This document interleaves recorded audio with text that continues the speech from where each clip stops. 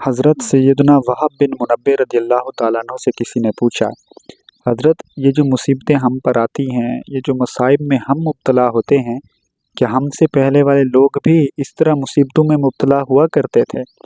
तो हज़रत सैयदना वहाब बिन मुनब्बे ने इरशाद फरमाया कि ऐ लोगो, जो मुसीबतें तुम पर आती हैं ये तो कुछ भी नहीं, तुमसे पहले वाले लोगों पर तो इससे भी ज़्यादा मुसीबतें आती थीं, वो तुमसे ज़्यादा मसाइब में मुब्तला हुआ करते थे।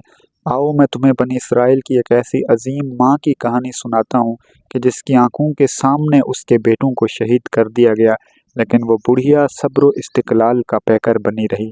हाँ, जिस मुल्क में वो रहती थी वहाँ का बादशाह बड़ा ही ज़ालिम और जाबिर था। वो लोगों को ज़बरदस्ती खिंजीर का गोश्त खिलाया करता था। तो बादशाह के आदमी आए और इस बुढ़िया और इसके बेटों को भी पकड़ कर बादशाह के सामने ले गए। तो बादशाह ने इसके सबसे बड़े बेटे से कहा कि इस खिंजीर के गोश्त में से खाओ।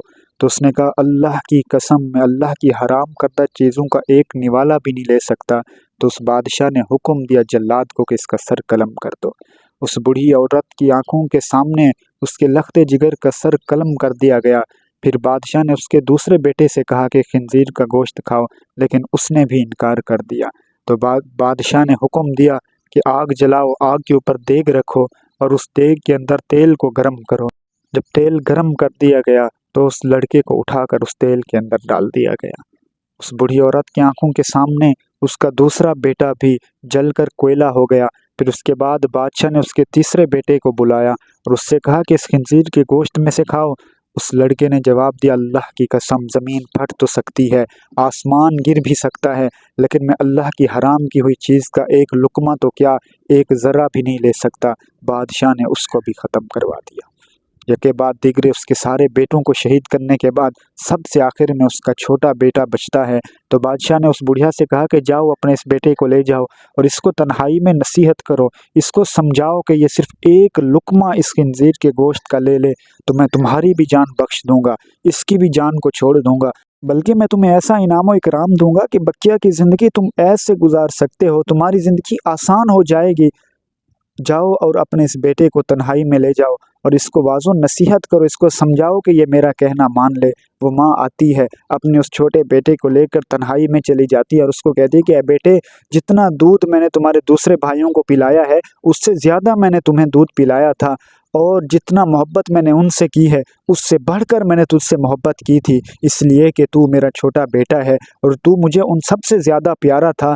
मेरा हक़ उन बकिया की बनिस्बत तुम पर ज़्यादा है, तो मैं तुम्हें अपने उस हक़ की कसम देकर कहती हूँ कि हरगिज़ हरगिज़ इस मौत के खौफ से, हरगिज़ हरगिज़ मौत के डर से तुम अल्लाह की हराम करदा चीज़ को ना खा लेना, वरना बरोज़े महशर मैं तुम्हारा गिरेबान पकड़ कर अल्लाह की बारगाह में ले जाऊँगी।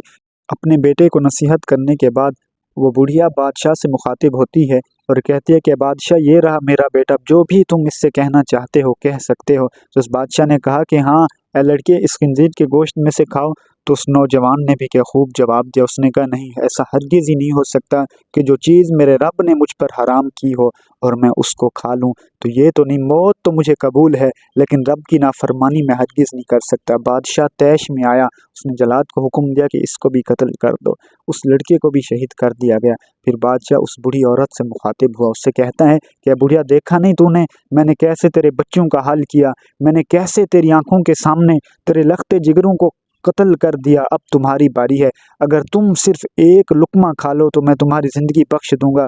उस बूढ़ी औरत ने कहा कि ए बादशाह, तूने मेरी प्यारी चीज़ों को मुझसे छीन लिया है और तुमने मेरे लख्ते जिगरों को मेरी आंखों के सामने कत्ल कर दिया है, अब मैं ज़िंदगी का क्या करूँगी, ये ज़िंदगी अब मेरे लिए बेफ़ायदा है, और वैसे भी रब की नाफरमानी करके ज़िंदा रहने से मौत को कबूल कर लेना ये 1000 गुना बेहतर है। जी हाँ, तो बादशाह ने उस बुढ़िया को भी कत्ल कर दिया और इस तरह इन 8 बंदों ने जामे शहादत नोश किया।